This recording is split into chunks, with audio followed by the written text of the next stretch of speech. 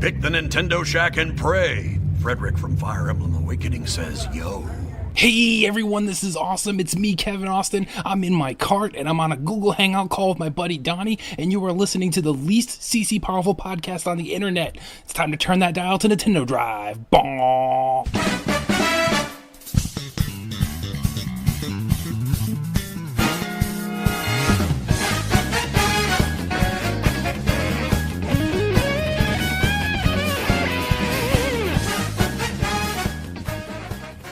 Hi, Caro. Hi, Donnie. Greetings, Koopalings. The Shack is back, and we are ready for E3. My name's Donnie Reese. I'm the host here this evening. We've given Jason the night off. He's been doing too many podcasts. So many podcasts, that Jason Lacey. But with me is the sister. What's going on, Caroline? The sister with the mister. What's up? What's up? I'm back from vacation, and I was talking about how I missed being here this time last week, but it seems y'all and Bobby had a really good time. Oh, Bobby's got the eyes for you.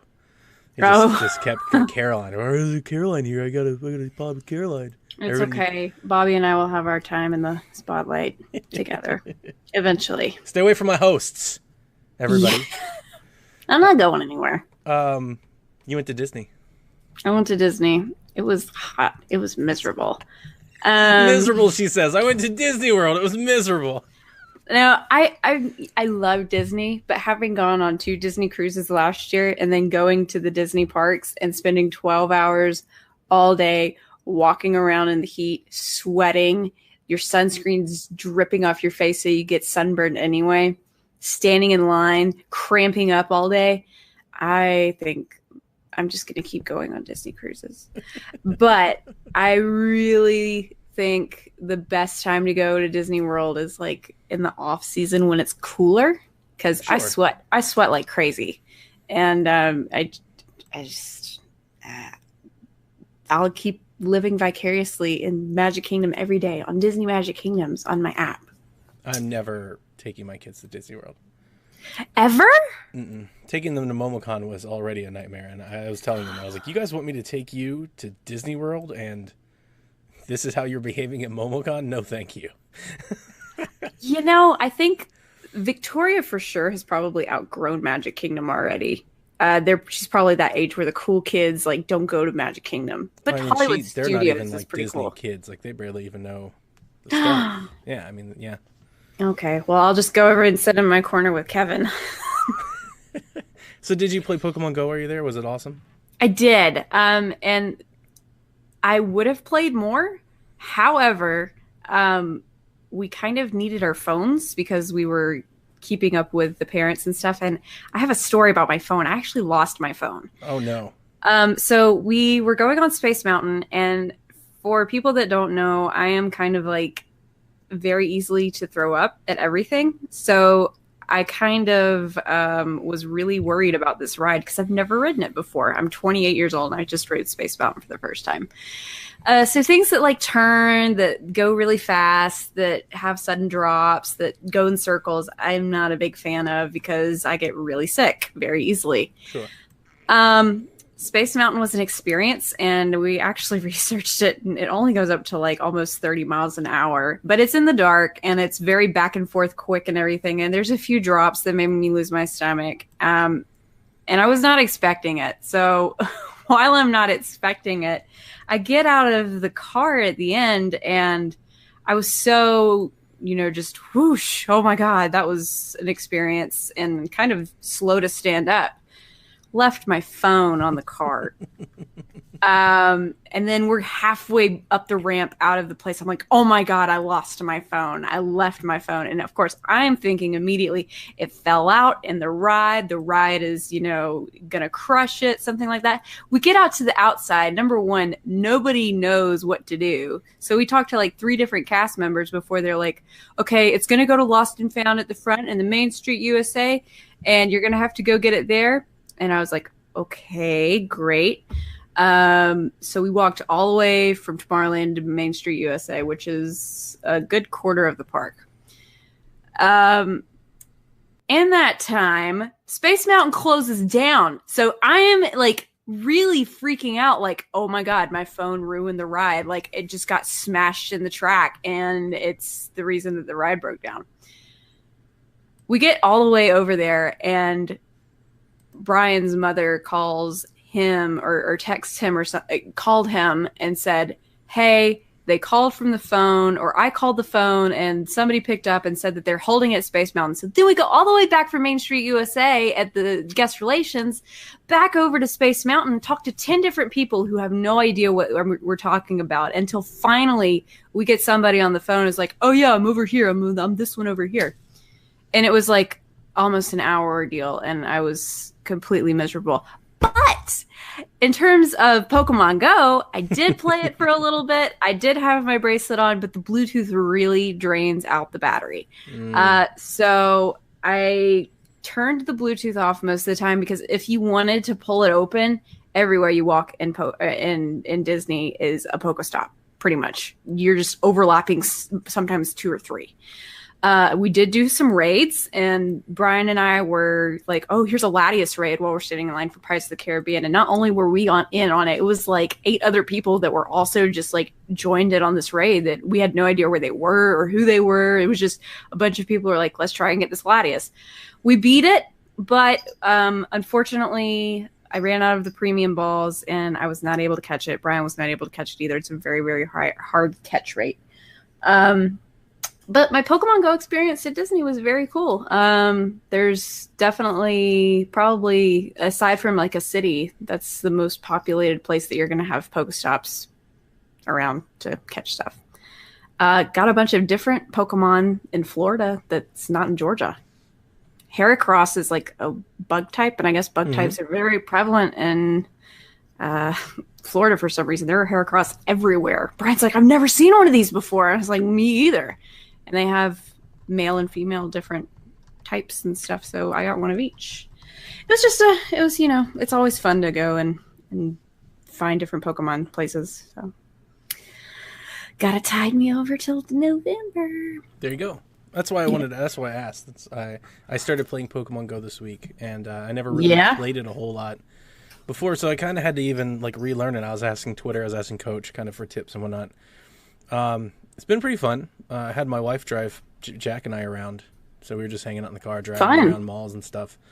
And then of course downtown Atlanta's got a ton of stuff, so when I walk out to Starbucks and all that, like, it gets pretty fun. My only thing is, I often feel like I'm missing something, or like, I don't know. Like, I feel like like the other day I got a raid badge, and I don't even know how. Like, something popped up, and I clicked on it, and I got like a thing. Whenever you hit a Pokestop, or I think it's like one of the gyms, and you swipe the Pokestop part of the gym, it gives you a raid battle badge. So you need one of those to be allowed to be in a raid. So I think you can get, I'm not exactly sure how it works. So you get like one a day or something, and you can participate in a raid only if you have a raid badge. I've only participated in like 2 raids, and every time I swipe one of the gyms, I get a raid badge. Okay.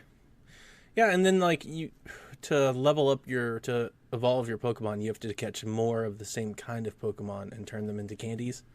Correct.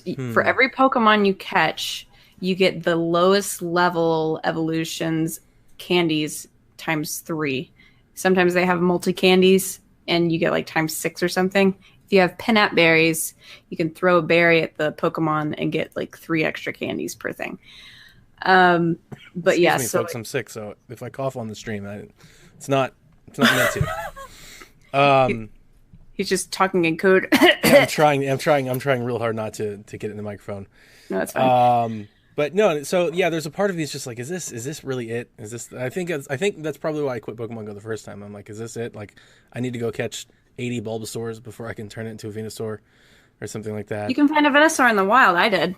That's cool. That's good to know. So, yeah, I mean, it's interesting because the Pokemon Let's Go experience makes me think like, man, I'm gonna have to play Pokemon Go to get the best out of it. And then as I start playing Pokemon Go, I'm like, I wonder how much of this is in Pokemon Let's Go. Like, I wonder if Pokemon Let's Go is gonna work that same way, like with the whole candy evolve thing. What I want to know is when it says you can move your Pokemon from Go into Let's Go, does that mean It was like in a park. Does that mean that you can use them as part of your party, like your six, or can you? That's a good question. Just, like, keep them in the safari park area? I'd imagine they go in the park and then you could like go grab them or catch them or something. Like maybe Something it's kind of like like that. your computer system or I don't know. It's a good. We still have a lot of questions and hopefully they'll all be answered this Tuesday. I mean, we've got E3. Yeah. It's here. Or they'll do like another direct closer to the release or something. I'm thinking like maybe by October they'll do like one of those. Here's everything you need to know about that. Yeah, they did it for Splatoon. It's like, here's everything you need to know for Splatoon right before Splatoon launches or ARMS or whatever they've done. We'll probably get something like that, I would think. I think a Pokemon mini direct before the game launches is a pretty easy thing to predict. Yep. Just to piggyback off your lost phone, I lost my Switch. I didn't lose it, but I left it. I left it at my in-laws' house last night. We were packing up the kids to get them in the car, and my sister-in-law lost her wedding ring in the couch, and I got all involved in flipping the couch over in it. And then when we finally rescued the ring, like we were already so late, so we just whisked away, and I left my Switch. They're holding my Switch hostage. I'm really hoping I get it back before Saturday. The Pokemon questing. Where do they live detachment. in relation to you? Stockbridge. Oh, you can make that trip. I Yeah, made but that it's like trip an hour. today. It's like an hour and 20 minutes. I forgot you're in Paulding, so yeah, it's I made the trip today, and you know. I think they're going to bring it to me. I think maybe tomorrow evening. But yeah, so I had to stop playing Pokemon Quest, which I've been playing like just nonstop. kind of. Yeah, it's derailed everything. I stopped playing 1 and 3. I stopped playing Hyrule Warriors. I stopped playing everything. I've just been playing Pokemon Quest. I can't say I've been playing really anything. I've been messing with the Xbox a little bit, but on Nintendo, I've just been playing Pokemon Quest because I finally got to a point where it's like last night I got like my party. So I've got Cubone. I mean, I've got Raichu. I've got Growlithe, which I'm working on leveling up into Arcanine, and then I've got Marowak. And you can only carry 3, so those will be my 3. So I'm ready to start putting back in and getting back to the end of the game now. I've got 5 statues. I'm not sure how many there are, but based on the size of the map, 8. Yeah, I think 8. And that's what I was going to say. Based on the size of the map, I'd imagine 8. So now that I'm start leveling them up and start pouring all my resources into those 3, put this game to bed. But I talked all about it. Wow, that fast. How is the cooldown for the energy to recharge? So you can charge it with 10 tickets, which is next to nothing, especially if you pay. But even without it, you get that a day. Oh, okay. Yeah. They give you 50 if you don't pay anything. If you try to play this game for free, 50 a day. I did get the 50 for tickets, the first day. and you take 10 to get the cooldown on your energy, and your energy's 8 turns. And like most recipes, you can cook in like 3 or 4. So and that's a pretty good bit. If you play 8 rounds, it's like an hour, So and then you can pay 10 tickets to recharge your energy and all that. So. Is it very much a collectible like thing like Rumble was, where it's like got to catch them all? There's definitely like for somebody like you, there's definitely gonna be a lot of that, especially with the recipes. So you were in Disney, you probably didn't see it, but I found a Discord server where we found all these like secret special recipes for shiny Pokemon and different versions and how to get the rares and all. So then Jack, when I showed it to Jack, that's all Jack and I did for like an entire day is we just started farming for the Pokemon that we wanted, as opposed to keep cycling through just random Pokemon that keep coming up. All right, I gotta play it then. I've been playing Hyrule Warriors off and on, but then Brian's like, I like Fire Emblem Warriors better. So Brian's popped in Fire Emblem Warriors like after I stopped playing Hyrule Warriors, and it just kind of, I don't know. I just get lazy and I don't put the card back in, so I haven't been playing it as much. But I like it. Like I said, I probably talked about this game for 15 minutes on Board with Video Games this past week. So if you guys want to hear I haven't listened to them talk, yet this week. Go over there because Josh asked me a few questions and I just took the opportunity really to give you my full rundown on the entire game. So it's like 15, 20 minutes of just straight Pokemon Quest talk and give you the whole loop and everything. I like it. If I was to review the game, I'd probably review it like 7.5 in all actuality. And that's and I actually bought all the packs. I enjoyed, after I bought the first pack, I enjoyed it so much more, I just went ahead and bought the other one. So wow. All right, so the first one is 20? You can buy all of them for 30. That's not bad. The first one I bought was $17.99. I think there's a $9.99 one. Here's the thing, though. I don't know if I'm going to wait for mobile or just do it on Switch. I could see mobile being... I feel like it's more of a mobile experience, and I don't carry my Switch I'd with me agree with that. everywhere. I think it is more of a mobile experience, but it's fun to play on the TV. That's true. I never played it. I never put it in on my TV. I just pulled it on portable. That box art, like, style that they're going with, like that boxy thing, it's kind of cute. Minecraft, yeah. When you find the right Pokemon that it looks good in, it's funny. Like seeing a cube Voltorb, it's hilarious. That is pretty funny. It's like that type of stuff is really good. It's like it's just a square. That's cute. Okay, so we're almost 15 minutes in. This is supposed to be mini Shack. So we gave Jason off. Kevin was going to be here, but he found date night. So I told him, like, do not come Shack. I forgot that he was supposed to be here. Yeah, because the whole point of this one was, we've got E3 so close. Like, let's just, like, we don't want to not have Shack, but at the same time, right? We've got all the streams that are starting. So beginning Saturday, PSVG Watch Party begins, and we will be at E3. Or at least we'll be we'll be here, E3 but we will be spirit. covering E3, and you guys can chat with us all weekend long. We've got shifts set up for everybody, so we'll be live reacting, talking over the EA conference, the Bethesda conference, Microsoft, Sony, PlayStation, Ubi, Square. We'll have a team on every one of those, and we will have a wrap-up podcast, reaction podcast to every one of those as well. So a ton of content is coming your way, fast and furious, in the next 8 days. So get your phones and podcast app ready. We're going to be personally casting live Nintendo stuff for the people, because you didn't mention Nintendo, but we're going to be live for like at least 5-6 hours. Yep, we're going to do everything. So Tuesday morning we'll start with the Direct, and then we will go straight into Treehouse Live, and we'll just keep it running. So it'll be a nice little PSVG watch party, a little Shack party. 99.9% convinced that they're going to pop some crazy thing in Treehouse Live like they did with Metroid 3D.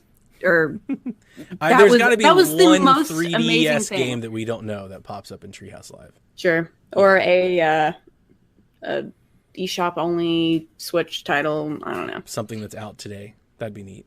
That'd be cool. Fortnite. There you go. I was about to get there. So the Direct, excuse me.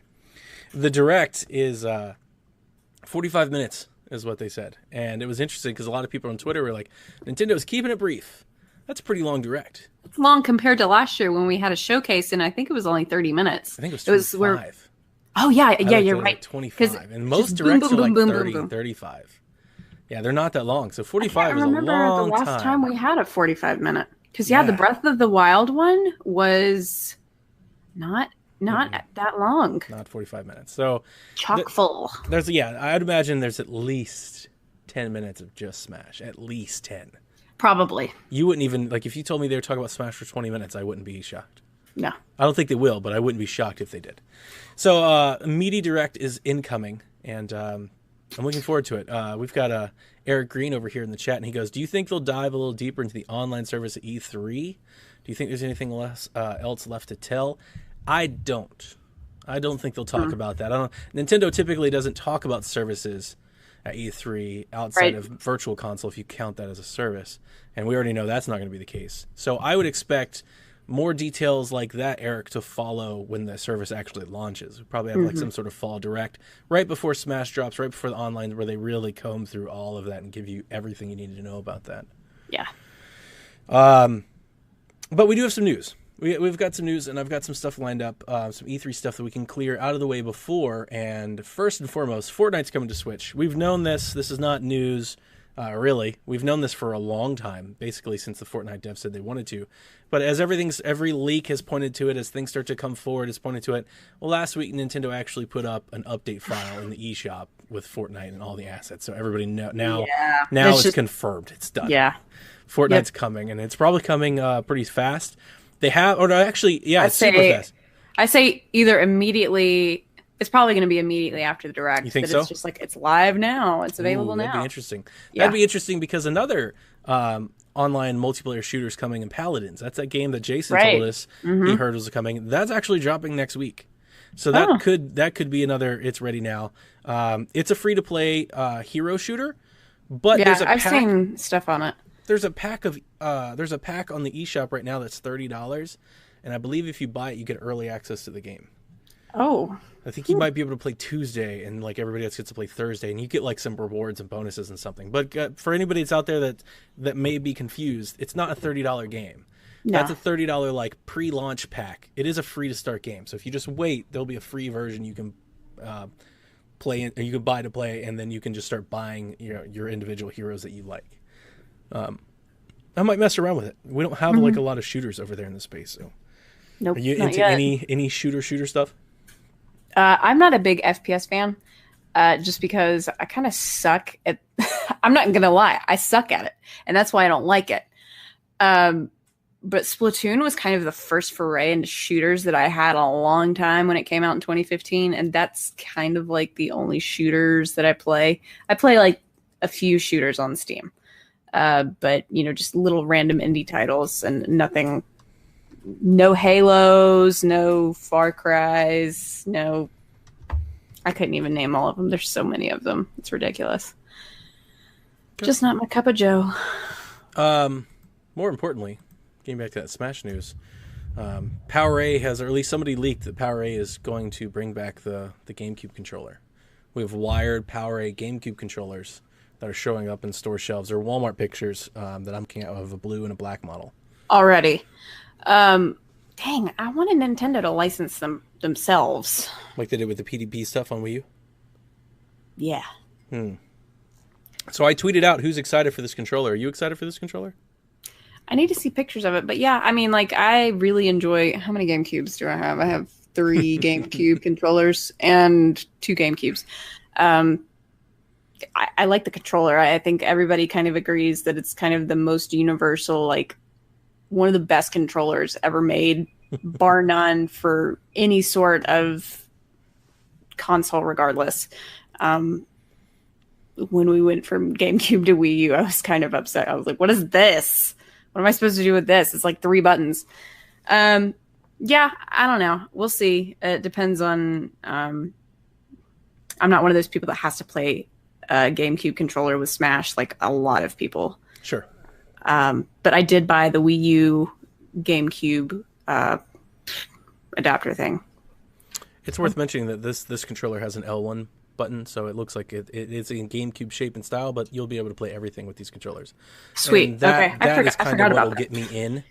I think I'll buy one of these. We actually had an old episode where we talked about our favorite controllers, and GameCube was probably top 1 or 2 for me. I've always really liked the GameCube controller. I like the layout of the 4 buttons. I think it makes a lot of sense with a thumb. You've got your main button, you've got your other button, and then the X and the Y. So I'm looking at it right now. Look at that. Yep, it's wired only. So this is built for Smash. But these PowerA things are not that expensive. They're like $25. Yeah, they're right? like $20. Yeah. Yeah, and I think the stick, going back to the C stick, might be better than the other PowerA PDP options that Switch currently has. So that's a personal preference. Yeah, it's like they just took the Z button and made a duplicate on the other side. It's exactly what they did. Yep. Cool. So the Smash is coming. I'm so excited. Can't wait to see all the Smash stuff. The Smash. While you were out last week, the eShop also got updated. Yes, Did you it see did. that news?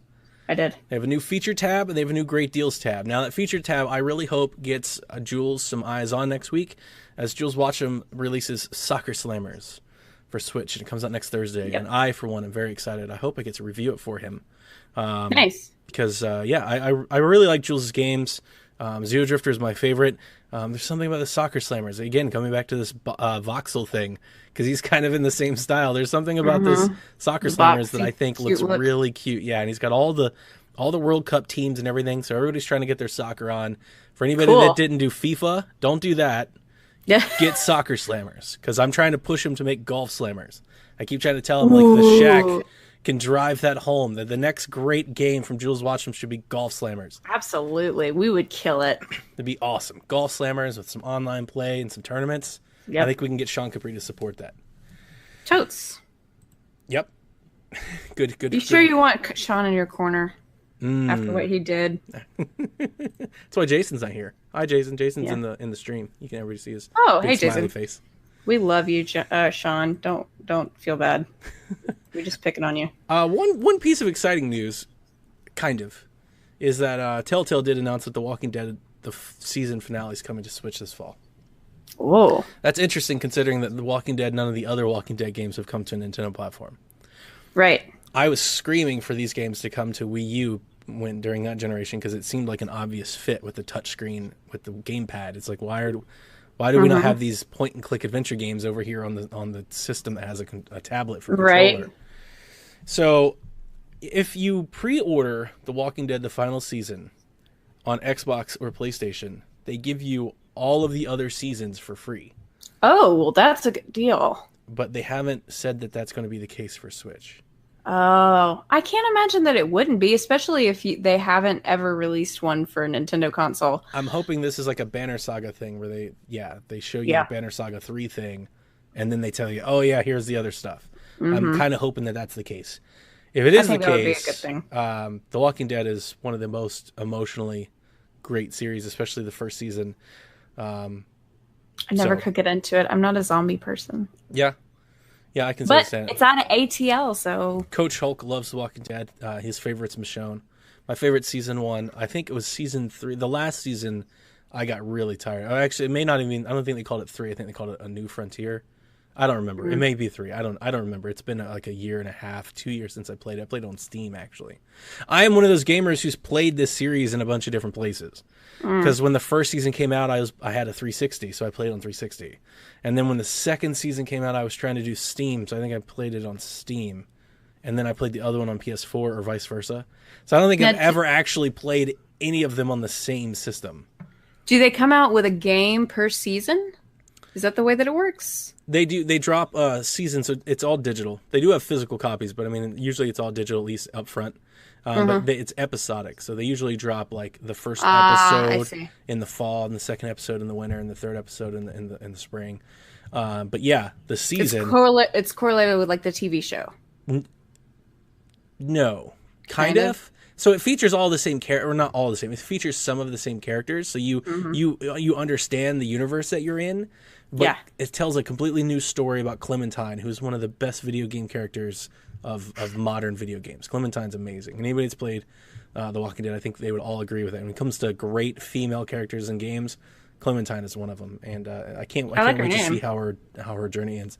To be honest with you, if The Walking Dead season 1 comes, you owe it to yourself to play that. That's one of those games that I think every gamer should play. You know, I think every gamer should try Halo 1 and 2. They should try Fable. They should try Zelda. They should try Mario. The Walking Dead season 1 is in that company. Everybody should try it. It may not be for everybody, but everybody should give it a try. It's a shooter with zombies, right? No, it's a point and click narrative game. So all you're doing is I didn't realize it was. Why did I miss that? It's all narrative. So it's all like you're making decisions. Your decisions have long lasting ramifications. You can play it a bunch of different ways. Gotcha. Some investigative point and clicky stuff, but really not. I mean, that's really kind of like a side thing to you making the decisions. Very cool. Pocket Rumble is finally complete and is coming out before the end of July. That was one of the games that caught my attention in Nintendo's first Nindies Direct. It's a 1v1 2D fighter that just uses, I think, 2 buttons and directional pad, like the old school stuff. Yeah. And I was like, oh, this would be awesome. It's $10. I'm going to buy it. And that was a year and a half ago. I'm not going to buy this game anymore because Smash is on the horizon. But interesting that I'm glad they finally got it here, but it'd be interesting to see what this game turns out. Because there was about 3 or 4 months of Shaq where I kept bringing up Pocket Rumble just over and over, and I think just the delay as the opportunity, they've missed their boat. Right. Let's see here. I'm gonna check on the chat. Tim says he wants all of them on Switch, just like Pokemon. It's good stuff. In terms of yep. Skinny Matt wants to know how you like that new book, Caroline. The new book is behind me. What's up?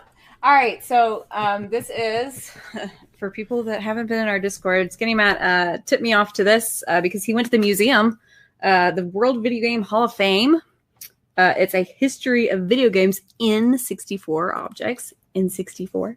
I like it just because I'm a design nerd. I'm a graphic designer and a design nerd. And when I saw the scans of this stuff, I was like, I got to get this book just because it's beautiful and it's really well done. I mean, like we've got stuff like this. And I'm just a sucker for a book on my shelf, especially a book about video games. And I can't wait to read it. It's less of a coffee table book. I thought it was going to be more of a coffee table book and just like something you can flip through, kind of like the NES and SNES Famicom, the visual compendiums that I have up there. But there's actually a lot of stuff in here that I got to read. And I will read it after I finish the I Am Air book that I'm reading right now. But I'm very interested in it. I recommend it already because if anything, it's really pretty and it's really nice. And it has that great new book smell. Well, one of the authors, his name's John Paul Dyson, and Skinny Matt in the Discord says, hey, you should have him come on the show.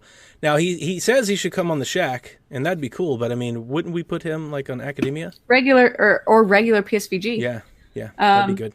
Yeah, that would be fantastic. So, Skinny Matt should try to make that happen. Totes. My last news story that I had is that Konami has 2 Switch games at E3, 2 unannounced Switch games at E3. And we had a nice little chat while you're out of what they could be. Everybody wants it to be Metal Gear, I think. I think that's right. Everybody would like it to be Metal Gear. I would love it if they brought the Metal Gear HD collection over. That'd be the one I'd want. I don't think it is either. I just don't think it is. I think it's something that I don't know, that just nobody's expecting. I think it's Castlevania. Maybe. I don't know. I don't think it's any of that. I just think that it's I've been hearing for a while that there's been a long rumor, especially on the podcast circuit with the professionals, that Simon Belmont could be in Smash. Ooh. And I don't think that would be the case if there wasn't a Castlevania game. And I also think Konami's actually said that they wanted to make a new Castlevania game. Who had that as his would love to have him character, but it's never going to happen? Do you remember our cast about that, where we had which characters do we want? Well, it's got to be Jason.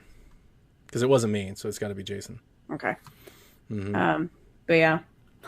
That would be something. The HD collection from Vita, I would really enjoy. The other thing is it could be Contra. It could be something more Bomberman. I think that's probably more likely we're going to get something like that right. than Metal Gear. But Metal Gear would be cool. It could be Metal Gear Survive, that game they put out there and nobody wants to like it. Like if they want to try to give it some life, if Switch makes everything new again, right? I think they've got to go back to the drawing board on Bomberman because apparently it was not that great. Would you be excited if Bomberman was in Smash? I don't think Bomberman's iconic enough. Yeah. I like Bomberman. I loved Bomberman on 64, but it's just not something that I can see being it's not Smash worthy. Especially kids these days being like, who the heck is that? It's not Sponge worthy. Yeah. Sponge worthy. Good Seinfeld reference. That's what I'm here for. Yep. So with that, that's really kind of it. That's all really I had, and we can get some little stuff out of the way before E3. Like I said, we'll be streaming all weekend. I'll be doing a lot of the live reactions. Kevin will be hosting a lot of the post podcast reactions. Caroline, I know, is doing Square and the Nintendo shows. I will also be on all the Nintendo shows, as will Jason when he comes back and makes his appearance. So we hope you join us at E3. Come find us, psvg.blog. We're not at E3, by the way, people. We really wish we were. In today's world, with everything being so virtual, I've got the best seat in the house. I might as well be there. Right? Yeah. Think of all the standing and walking and Disney World experience you have to do over there. You see the people last year or the year that Breath of the Wild came, they just came rushing down the gateway. I don't need any of that. I sit right here at my house, enjoy some coffee. Mm-hmm. Hopefully I'm not sick. Hopefully I'm better. Yeah. I think you'll knock it before. Definitely. So he says as he coughs over his shoulder. So we're looking forward to it. PSVG at E3. I'm gonna say it right now. Okay, I'm gonna change my Twitter handle at E3. I love it. Everybody does it. Anything else?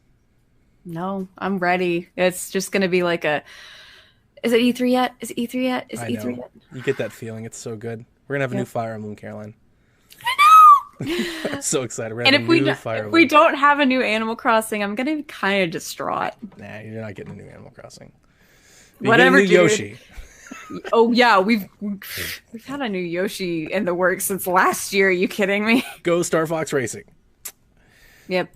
So yeah. So that's it. That's it for us. You can follow us, like I said, over there, psvg.blog. All of our MomoCon stuff is still running. I'll start slowing it down tomorrow. Sorry for flooding your Twitter boxes. That was a big deal for us, so we want to try to give it as long a run as we could.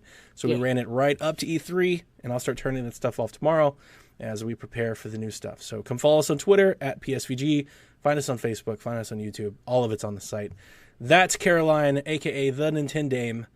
The Nintendame. My name's Donnie Reese over there on Twitter at Play Nintendo. Ain't no G's in Play Nintendo, as dubbed Sean Capri. And we will see you next week when we're at E3.